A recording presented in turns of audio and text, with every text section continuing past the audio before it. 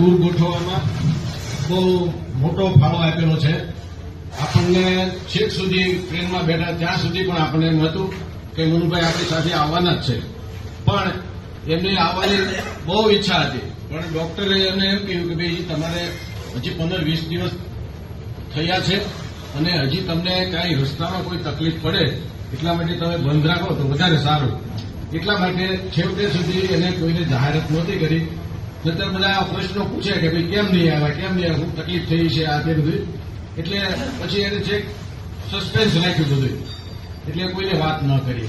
પણ આ ટૂર ગોઠવવામાં એમને જે ભાગ ભજવો છે, એક તો જાણે પહેલું કે આ ટૂરને ગોઠવવામાં એમાં એને 3-4 કંપનીઓને કોટેશન મંગાવ્યા બધાએ. 3-4 કંપનીઓમાં એમાંનું એક આ કલ્પના ટૂર્સ એન્ડ ટ્રાવેલ્સ, એમાં પ્રમોદભાઈ, એની સાથે મનુભાઈને અગાઉ ઘણો સંપર્ક થયેલો હશે, ટૂરમાં ગયા હશે.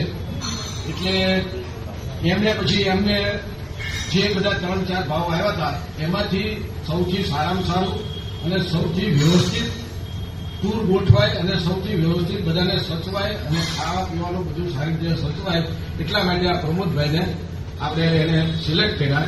અને એ પછી આપણને બધાને વોટ્સએપ ઉપર બધાને મેસેજ પણ મોકલ્યા કે આ 3 ટૂરમાંથી આપણે આ પ્રમોદભાઈને સિલેક્ટ કર્યા છે અને આપણે એની સાથે આપણે ગોઠવવાનું